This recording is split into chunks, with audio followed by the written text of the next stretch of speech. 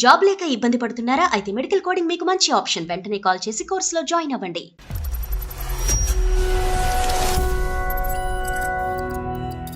అందమైన జీవితం కార్యక్రమానికి స్వాగతం. నమస్తే కళ్యాణ్ గారు. నమస్తే జయ గారు. కళ్యాణ్ గారు, ఈ రోజుల్లో చూసుకుంటే పిల్లలకి ప్రతిదీ ఒక ఆకతాయితనం అయిపోయింది. దేన్ని కూడా సీరియస్గా తీసుకోలేకపోవటం. ఏం కాదులే, అయితే చూసుకుందాంలే. ముఖ్యంగా యువతలోనే చూస్తున్నామండి. రాధ అనే ఒక అమ్మాయి మెయిల్ చేసింది. ఒకసారి మీతో మాట్లాడిస్తాను. తప్పకుండా. ఈ ఆట పట్టించడం అనేది ఉంటుంది చూడండి, క్యాజువల్గా ఎంజాయ్మెంట్ ఎక్కడో చూసి మనం చేద్దాం. హలో హలో, నమస్తే అండి, రాధ గారా? అవును మేడం. నమస్తే అమ్మా, నేను జయాని, సుమన్ టీవీ నుంచి మాట్లాడుతున్నాను. నమస్తే మేడం. మెయిల్ చేశారు మీరు మాకు. నా మెయిల్ చూసి రెస్పాండ్ అయినందుకు చాలా థ్యాంక్స్ మేడం. నేనైతే చదివాను, కానీ డాక్టర్ గారికి అయితే అసలు నేనేమీ రివీల్ చేయలేదు. డాక్టర్ కళ్యాణ్ చక్రవర్తి గారు ఉన్నారు, ఒకసారి మాట్లాడమ్మా. Okay madam. నమస్తే సార్. నమస్తే అమ్మా, చెప్పండి అమ్మా, ఎవరిది సమస్య? సార్, సమస్య నాదే సార్. చెప్పమ్మా. నేను ఎంసీఏ చదువుకున్నప్పుడు నాకు అక్కడ ఒక లెక్చరర్ పరిచయం అయ్యారు సార్, శివ అనే ఆయన. నువ్వు స్టూడెంట్, అతను లెక్చరర్? అవును సార్. మేము 2 years లవ్ చేసుకున్నాం సార్. పెళ్లి కూడా చేసుకుందాం అని అనుకున్నాము. ఎంత ఏజ్ గ్యాప్ ఉంటుందో మరి మీకు, టీచర్ స్టూడెంట్ అంటే? మా ఇద్దరికి ఒక 4-5 years గ్యాప్ ఉంటుంది. అంతే, అతను కూడా చిన్నోడే. ఎంతకాలం ప్రేమించుకున్నారమ్మా? 2 years లవ్ చేసుకున్నాం సార్. అంటే పెళ్ళి ఎప్పుడు చేసుకుందాం అనుకున్నారు? ఎంసీఏ కంప్లీట్ అయ్యాక చేసుకుందామని అనేసి అనుకున్నాను మేడం. బానే ఉంది అక్కడ వరకు. మరి ఈ విషయం నేను మా పేరెంట్స్ కి కూడా చెప్పాను సార్. వాళ్ళు కూడా నీకు ఏది కరెక్ట్ అనిపిస్తే అది చేయని చెప్పేసి అని అన్నారు సార్. అతని పేరెంట్స్ కండి? నేనంత అలా అడగలేదు వాళ్ళ పేరెంట్స్ గురించి. మామూలుగా క్యాజువల్గా అడుగుతారు కదమ్మా. శివ, మరి మీ ఇంట్లో చెప్పారా మన పెళ్ళి ఎప్పుడన్నా? ఆడపిల్లలు ప్రత్యేకంగా చాలా గట్టిగానే అడుగుతారు. మరి నువ్వు ఎప్పుడు అడగలేదా వాళ్ళ పేరెంట్స్ చెప్పాడా లేదని? అలా ఏమీ అడగలేదు సార్. అంటే తెలుస్తుంది కదా, ఇంకా తెలుసుకుందాము అని అనుకున్నాం సార్. తర్వాత మేము హ్యాపీగానే ఉన్నాం సార్. నా బర్త్డేకి జరిగింది, నా బర్త్డేకి వచ్చారు. సేమ్ తనలాంటి మొబైల్ నాకు గిఫ్ట్ చేశారు సార్. ఓకే, ఇద్దరిది సేమ్ మొబైల్?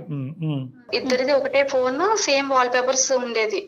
వాల్ పేపర్స్ కూడా సేమేనా? అవును సార్. అయితే రీసెంట్ గా ఒక బర్త్డేలో మేము కలిసాం మేడం. కలిసినప్పుడు మా ఫోన్స్ ఎక్స్చేంజ్ అయ్యాయి, మేము చూసుకోలేదు మేడం. అదేలే, same wall paper same phones అంటున్నారు కదా, దాని వల్ల. నేను ఇంటికి వెళ్ళిపోయాను మేడం. ఇంటికి వెళ్ళిపోయాక ఆ ఫోన్ చూస్తున్నా మ్యామ్. చూసినప్పుడు ఒక మెసేజ్ వచ్చింది. నా ఫోన్ అనుకుని ఓపెన్ చేస్తున్నా మేడం. ఏది? శివ ఫోను? అవును మేడం. అంటే పాస్వర్డ్స్ తెలుసు కదా మేడం. అదేలే. సో నేను ఓపెన్ చేశాను.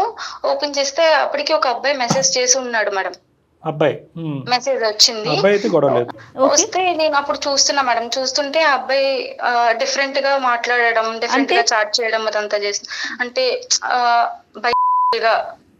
ఇక ఒక గే లాగా మాట్లాడడం అదంతా చేస్తున్నాను. ఏంటి సంభాషణ ఏంటి అంటే, ఏం చేస్తున్నావు ఇప్పుడు, ఎలా ఉన్నావు, నువ్వు ఎందుకు దూరం పెడుతున్నావు, ఎప్పుడు కలుద్దాం, అలా సార్.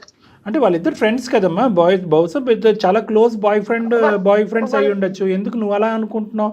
అందులో ఏమైనా కంటెంట్ ఉందా? లేదు సార్. కాదు, భాష ఇంకా విచిత్రంగా ఉందా, ఇంకా అసహ్యంగా? అవును సార్. అంటే వాళ్ళిద్దరి మధ్యన గే అని బై అనే పదాలు వద్దులే అమ్మా, ఎందుకంటే దానికి చాలా ఆధారాలు ఉండాలి, చాలా మాట్లాడుకోవాలి. ఏం చూసావు? ప్రత్యేకంగా ఏమైనా మెసేజ్ చూసావు అందులో? అవును సార్. అంటే మిస్ యూ, నువ్వేమన్నా పక్కన ఉన్నావు, నీ గర్ల్ ఫ్రెండ్ పక్కన ఉందా అని చెప్పేసి పెట్టారు సార్. ఇంకా చాలా డీప్ గా వల్గర్ గా పెట్టారు సార్. అది ఇంకా నేను అసలు ఏం చెప్పలేను సార్. అంత చాలా డీప్ గా ఉంది సార్ మొత్తం మెసేజెస్ అన్ని. ఇప్పుడు నువ్వు అన్నది ఏంటి, నీ మనసులో భావం నాకు అర్థమైంది. ఇప్పుడు ఆ అబ్బాయికి కేవలం అమ్మాయిలు అంటే కాదు, అబ్బాయిలంటే కూడా అట్రాక్షన్, ఇంట్రెస్ట్ ఉన్నట్టుగా నాకు ఆ మెసేజ్ల ద్వారా తెలిసింది అని నువ్వు అంటున్నావు. కానీ అమ్మాయిలతో మామూలుగా ఫ్రెండ్లీ రిలేషన్షిప్ ఏమో, ఈ ఫిజికల్ ఇంటిమసీ అనేటి అంటే కలిసేటటువంటి ఉద్దేశం అతనికి లేదేమో. అసలు మీ ఇద్దరి మధ్యన అటువంటి సంబంధం ఏమైనా ఉందా? అలా ఏమీ లేదు సార్.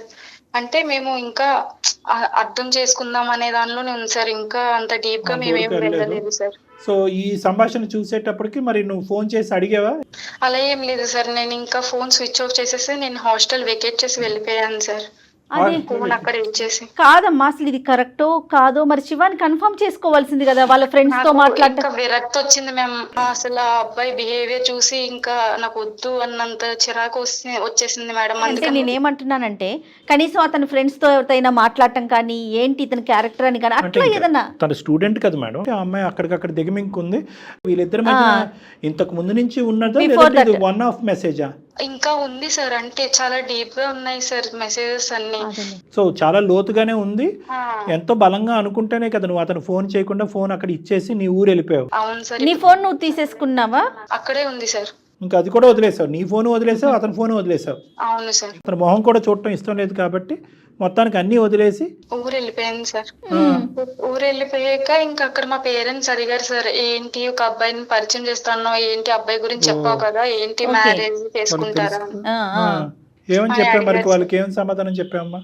అది ఏం లేదు అని చెప్పి నేను ఇంకా కట్ చేశాను సార్. ఆ టాపిక్ ఏమీ ఇంకా తీసుకురాలేదు వాళ్ళ దగ్గర. వాళ్ళు వేరే సంబంధాలు, మ్యారేజ్ ప్రపోజల్స్ నాకు తీసుకురావడం జరిగింది సార్. 2 years పాటు లవ్ స్టోరీ, అందులో గురు శిష్యులు మీ ఇద్దరు, ఏదో ర్యాండమ్గా రోడ్డు మీద కలిసినటువంటి బాయ్ ఫ్రెండ్ గర్ల్ ఫ్రెండ్ కాదు, ఇన్స్టాగ్రామ్ లవ్ స్టోరీ అసలేనే కానే కాదు. ఎంత కాదనుకున్నా అతని మీద ఒక భయం ఉంది, భక్తి ఉంది. 2 years పాటు నీకు ఎటువంటి అనుమానం రాలేదు. ఒక్క మెసేజ్ ఎందుకమ్మా ఒక ప్రేమాయణాన్ని అంత అర్ధాంతరంగా ముగించేసి ఫోన్ అక్కడ పడేసి ఇంటికి వెళ్ళిపోయి? నాకు నమ్మసక్యంగా అనిపించట్లేదు. లేదు లేదు కళ్యాణ్ గారు, నేను ఇంకా మీ దాకా తీసుకురాలేదు. యాక్చువల్గా తను రాధా నాకు మెయిల్ చేసింది. మెయిల్లో అవన్నీ స్క్రీన్ షాట్స్ పెట్టిందండి, మెసేజెస్ మొత్తం మెసేజెస్ పెట్టింది. నేను ఒకటో రెండో చూశాను, చాలా వల్గర్గా అనిపించింది కళ్యాణ్ గారు. మెసేజెస్ అయితే మనకు నిజమే అమ్మాయి చెప్పినట్టు చాలా, అంటే డిస్కస్ చేయలేని విధంగా అయితే ఉన్నాయండి. అట్లీస్ట్ నువ్వు మాకు ఎవిడెన్స్ పంపించింది తను. శివ ఏమైనా కాంటాక్ట్ అయ్యాడా? నాకు తనతో కాంటాక్ట్ లో లేదు సార్. కానీ ఏమైంది అంటే నేను మ్యారేజ్ ప్రపోజల్స్ తీసుకొచ్చినప్పుడు ఎంగేజ్మెంట్ అయిపోయింది సార్. నాకు శివ గుడ్ బై చెప్పకుండానే ఇంటికి వెనక్కి వచ్చేయటం, ఎంగేజ్మెంట్ కుదరటానికి ఎంత టైం ఉంది సుమారుగా? 15 days సార్. ఓ అబ్బో, ఏంట్రా అంత స్పీడ్? నువ్వు అంటే అంత ఫాస్ట్ గా వదిలేసావమ్మా? అంటే పేరెంట్స్ ఇంకా వద్దు ఇదంతా అన్నట్టు ఇంకా చేస్తారు సార్. పెళ్లికైనా గ్యాప్ ఉందమ్మా? ఉంది మేడం. Okay okay. ఈ తర్జన భర్జనలోనే చాలా మంది ఆడపిల్లలు తప్పులు చేస్తారని చెప్తున్నాం. మనకి ఏంటంటే అమ్మ ఆ ప్రేమ ఇరిగిపోయింది, ఆ ప్రేమని మర్చిపోవాలనుకుంటున్నాను, ఆ బాధ నుంచి బయటకు రావాలని నాకు ఒక సంబంధం చూడండి. ఇంకేంటంటే ఇంకా అక్కడ విశ్లేషణ ఉండదు, ఆడు ముక్కు మొహం తెలీదు, ఆదరాబాదరాగా పెళ్లి చేసుకుంటారు. అట్లీస్ట్ నీవు ఎంగేజ్మెంట్ చేసుకున్న వ్యక్తి మంచోడా? మంచోడే సార్, మాట్లాడుతున్నాను, నార్మల్ గానే ఉంది. ఇప్పుడు సమస్య ఏంటి మా దాకా మెయిల్ చేయడానికి రీజన్ ఏంటి? కొన్ని డేస్ తర్వాత మళ్ళీ శివ మ్యూచువల్ కాంటాక్ట్స్ ద్వారా నన్ను కాంటాక్ట్ అయ్యారు, మా ఇంటికి వచ్చారు. ఓకే. ఇప్పుడు నాకు జరిగిందంతా నేను మొత్తం చెప్పాను, ఇలా చూసాను ఏది అని చెప్పి. అయితే లేదు నేను ప్రాంక్ చేశాను, ఆ మెసేజ్ చేసింది నేనే అని చెప్పేసి అంటున్నారు మేడం. అవును సార్, ప్రాంక్ అయ్యాడు కదమ్మా.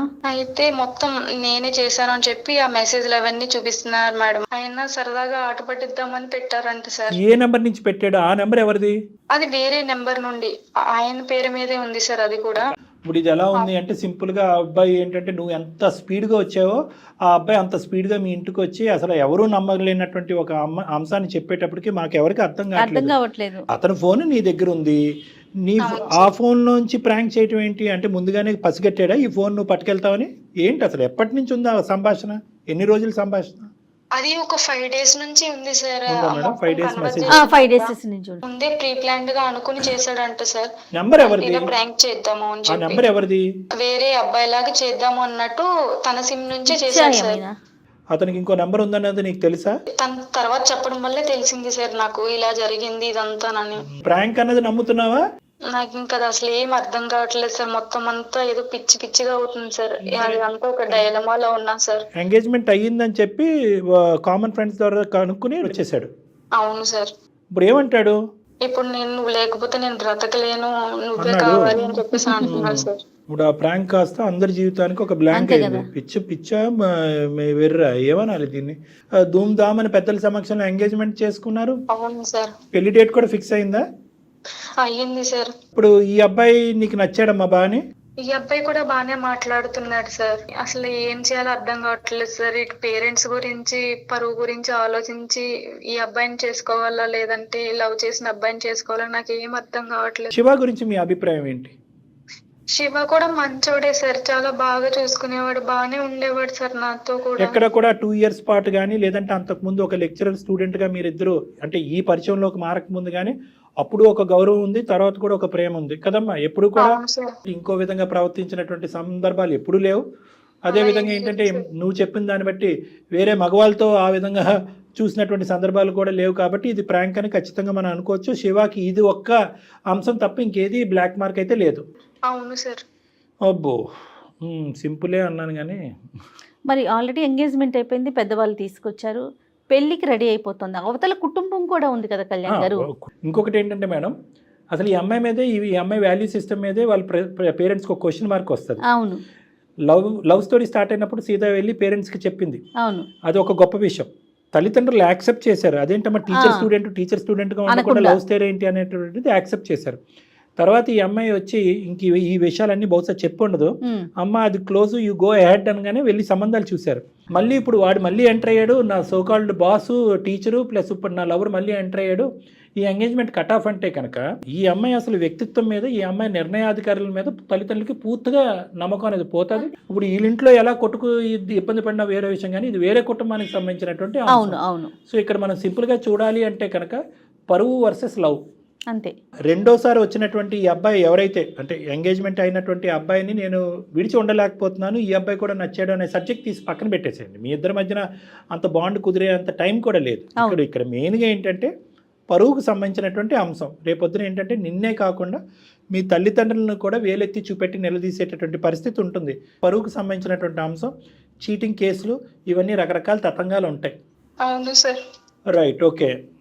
అసలు తనేమనుకుంటుంది, తన మనసులో ఏముంది? నువ్వేమన్నా ఒక సైడ్ వచ్చి ఆలోచించగలుగుతున్నామా? అంటే ఈ నీకేమనిపిస్తోందమ్మా రాధా? ఈ రెండింటిని వే చేయగలరా? ఏం చేయాలో అర్థం కావట్లేదు సార్, నాకు ఏం చూస్ చేసుకోవాలో అర్థం కావట్లేదు. ఇటు పేరెంట్స్ ఇటు లవ్ ఏం డిసైడ్ చేసుకోలేకపోతున్నాను. కాదు నాన్న, కాదు నువ్వు నాన్న, ఎక్కడైతే కంఫర్ట్ గా ఉండగలవు అనేది ఏమన్నా అట్లాంటి ఆలోచన ఏదైనా ఉందా అంటున్నారు. నీ స్నేహితురాలే ఇటువంటి సందిగ్ధ పరిస్థితుల్లో ఉంటే నీ ప్రాణ స్నేహితురాలు ఏమని సలహా ఇస్తావు? నేను అటు లవ్ అనే చెప్తాను సార్. సో ఇక్కడ క్లియర్ కట్గా ఏంటంటేనమ్మా, ఏమాత్రం దీనికి మించినటువంటి ఏ అంశమైనా ఇంకోటి ఏదైనా వేరేగా చెప్పుంటే కనుక అమ్మ నీకు దొరికిందే ఛాన్సు, శివాకి గుడ్ బై చెప్పేసి వెళ్ళిపోవమ్మా. ఇది ఒక్కటే కాదు, ఇలాంటి 4-5 అంశాలు ఉన్నాయి. ఇంకేదైనా అనుకోండి, దురలవాట్లు కానీ ఇంకోటి ఏదన్నా కానీ ఒక 10% కూడా ఏ లోపము కనిపించలేదు. ప్రాంకింగ్ అనేటటువంటిది ప్రతిసారి సరదాగా ఉండదు, అబ్బాయికైనా అమ్మాయికైనా. కరెక్ట్ అండి. ఎందుకంటే మీకు నవ్వులాటగా ఉండేటటువంటిది వేరే వాళ్ళకి మించిపోతుంది కదా కళ్యాణ్ గారు, ఏడుపులాటలాగా ఉంటుంది. అదొకటి. రెండోది ఏంటంటే చేసేటటువంటి వ్యక్తి ప్రాంక్ మరీ ఇంత అసహ్యంగా ఇంత ప్లాన్ చేసుకుని 5 రోజుల ముందే తన ఫోన్ నుంచే మెసేజ్లు పెట్టి ఫోన్లు మారేంత వరకు వెయిట్ చేసి అది చూసిన తర్వాత ఇప్పటి వరకు నెమ్మదిగా ఉండే అంత పిచ్చి ప్రాంక్ ఏంటి? మరీ ఇంత ప్రాక్టికల్ జోక్సా? జీవితం మీద సీరియస్నెస్ ఉండద్దు. ఇందాక నీ మనసులో మాట ఒకప్పుడు నీ స్నేహితురాలకి జరిగితే ఏం చేసి ఉండేదని అంటే ప్రేమను గెలిపించుకో అని చెప్పి ఉండేదని అంటున్నావు కదా. ఎన్ని ఇలాంటి అంశాలు మాట్లాడుకున్నా at the end of the day ప్రేమ గొప్పది. ప్రేమ గొప్పది కాబట్టే ఆ అబ్బాయి ఈరోజు నేను చేసిన తప్పుకి నేను శిక్ష అనిపించాలని అక్కడ ఆగిపోకుండా ఎంగేజ్మెంట్ అయిన తర్వాత ఇంకే ఫోన్ కాల్స్ లేకుండా డైరెక్ట్గా మీ ఇంటికి వచ్చేసాడు. ఇంటికి వచ్చేసి డైరెక్ట్గా నీతో మాట్లాడాడు. నీతో మాట్లాడి ఇలా ఉంది పరిస్థితి అని అన్నాడు. వెంటనే నువ్వు ఆలోచనలోకి దిగావు. ఏంటి ఏదో ప్రాంకులు ఏంటి, నాకు ఆల్రెడీ ఎంగేజ్మెంట్ అయిపోయింది, పెళ్లి కాబోతుంది, పరువు ప్రతిష్ట నువ్వు అనలేదు. ఎందుకంటే కనుక ఇప్పటికీ కూడా నీ మనసు లోపల ఆ ప్రేమ అనేది సజీవంగా ఉంది కాబట్టి. అతని మనసులో ప్రేమ ఉంది, నీ మనసులో ప్రేమ ఉంది. మరి ఎలా సార్? మిగతా రిస్క్ ఫ్యాక్టర్స్ ఉన్నాయి కదా, పెద్దలు ఉన్నారు, వీళ్ళు ఉన్నారు, ఇదంతా ఉంది. మరి ఎలాగా ఏం చేయాలి అంటే కనుక ఇక్కడ నీ పాత్ర అనేటటువంటిది తగ్గిపోతుంది, అతని పాత్ర అనేది పెరుగుతుందమ్మా. ఎందుకంటే చేసిన వాడు చేసుకున్నంత. ఈరోజు అతను చేతులారా చేసుకున్నాడు కాబట్టి ఎవరెవరికి వెళ్ళి సంజాయిషి చెప్పుకుంటుంటాడు, ఎవరెవరికి వెళ్ళి క్షమాపణ అడుగుతాడు అనేటటువంటి బరువు బాధ్యతలు ఒక లెక్చరర్గా నీ వయసులో నీకంటే పెద్దవాడిగా అతని నెత్తి మీద వదిలేసి, లేదంటే కనుక అతనితో నేను మాట్లాడతాను. ఎందుకంటే ఇప్పటికే ప్రేమ ఉందన్నది ఒకసారి, ప్రేమ తెగిపోయిందని ఒకసారి, పెళ్లి చేసుకుంటానని ఒకసారి, ఇప్పుడు ఆ పెళ్లి వద్దు ఎంగేజ్మెంట్ క్యాన్సిల్ చేయండి అని ఇంకోసారి నువ్వు చెప్పలేవు. మీ ప్రధానంగా మీ తల్లిదండ్రుల ముందు నీ క్యారెక్టర్ అనేది డిటీరియేట్ అయిపోతుంది. ఈ అంశాన్ని ఏదైతే ఉందో, ఎందుకంటే అవతల వాళ్ళు కూడా ఇందాక నిన్ను పెళ్లి చేసుకునే వాళ్ళు కూడా అర్థం చేసుకుని ఎడ్యుకేటెడ్ గ్రూప్ అని నువ్వు అన్నావు కాబట్టి ఊరు వాడ సొసైటీకి ఏం చెప్తావు అనేది పక్కన పెట్టమ్మా.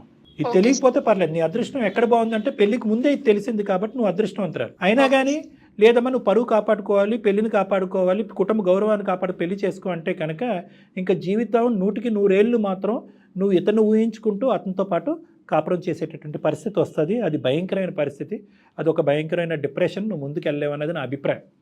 కాబట్టి నేను ఇప్పటికీ కూడా ప్రేమను గెలిపించుకో అంటాను. ఒకసారి జరిగినటువంటి తప్పు పెద్ద మనసు చేసుకుని నువ్వు ఫస్ట్ క్షమించేసి. నెంబర్ 2 ఏంటంటే, బాబు ఇలాంటి అంశాల్లో నేను చాలా ఇమ్మెచ్చారు, నువ్వు ప్రాంక్కి వాడినటువంటి తెలివితేటలన్నీ కూడా ఇప్పుడు వాడి నా తల్లిదండ్రులకు అవసరమైతే కనుక అటువైపు ఉన్నటువంటి వాళ్ళకి కూడా ఇలా మేము ఇంతకాలం బట్టి ప్రేమించుకున్నామండి, ఒక చిన్న అనాలోచితమైనటువంటి పని ఈరోజు మా ఇద్దరిని విడదీసి ఈ తొందరపాట్లు ఈ ఎంగేజ్మెంట్ వరకు జరిగింది అనేటటువంటిది ఎవరు కాళ్ళ మీద పడతారో అనేటటువంటి ఆలోచన అతని నెత్తి మీద వదిలేసి ఈ బండిని ముందుకు ఈ విధంగా తీసుకెళ్లవలసింది అనేది నా ఆలోచన అమ్మా. ఏమంటారు జయ గారు? రాధా చేసింది కూడా కాస్త తప్పనిపిస్తుంది కళ్యాణ్ గారు. ఎంక్వైరీ చేయకుండా ఏదైతే మెసేజ్ వచ్చింది అవునా కాదా, ఇప్పుడు తనతో పాటు ఉండే కొలీగ్స్ ఉంటారు, ఎవరు ఇప్పుడు ఒక మనిషికి ఇంకొక మనిషి ఎవరో ఒకరు ఉంటారు కదా, కాస్త ఆగి నిదానించి కొంచెం ఒక్కసారి ఎంక్వైరీ చేస్తే అసలే డౌట్ లేని వ్యక్తి మీద ఏమీ లేని ఇప్పుడు ఎంగేజ్మెంట్ దాకా వెళ్ళి యువతలు ఇంకొక ఫ్యామిలీ కూడా ఇన్వాల్వ్ అయి ఉంది కదా. చూడండి, తొందరపాటు పనులు అతను చేయటమే తప్పు, మళ్ళీ తిని కూడా చాలా స్పీడ్గా డెసిషన్స్ తీసుకోవటం, వెళ్ళిపోవటం, మళ్ళీ ఇంకొక ఎంగేజ్మెంట్ చేసేసుకోవటం అనేది నాకు అనిపిస్తా ఉందండి. కరెక్ట్. ఎక్కడైనా కూడా ఎంక్వైరీ చేసుకోవాలి, ఎందుకంటే ఏం జరిగిన కళ్ళతో చూసిందే నమ్మలేని రోజులు కదా. ఇమీడియట్ గా కాకపోయినా కొన్ని రోజుల తర్వాత నాగాలి. నువ్వు అసలు ఒక నెల 15 రోజులు కూడా వెయిట్ చేయకుండా అమ్మ అది క్లోజ్ ఇది అంటే కనుక ఎలా? ఇక్కడ మోసపోయాను అని అనిపించింది సార్, అందుకని అదే దానికి ఆ పాయింట్కే వస్తున్నాను రాధా. ఇదేంటంటే ఇదేదో ఒక సింగిల్ లైన్ మెసేజ్ కాదు. అవునండి, పదే పదే వచ్చినటువంటి మెసేజ్ను, కానీ అక్కడ నువ్వు ఇరువురు ఎక్స్చేంజ్ చేసుకున్నటువంటి మెసేజెస్ వన్ సైడ్ వచ్చింది కాదు.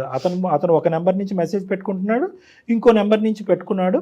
ఇది 5 నుంచి 10 రోజుల పాటు జరిగినటువంటి ప్లాన్ కాబట్టి బహుశా నీ స్థానంలో ఉన్న వాళ్ళు ఎవరన్నా నమ్ముతారేమో. మేబీ ఒకే ఒక తప్పు చేశాడు, అది కూడా ఆట పట్టించడానికి తప్పు చేశాడు. వెంటనే వచ్చాడు, క్షమాపణ అనుకున్నాడు. దురదృష్టం కొద్ది 15 రోజుల్లోనే ఎంగేజ్మెంట్ అయింది.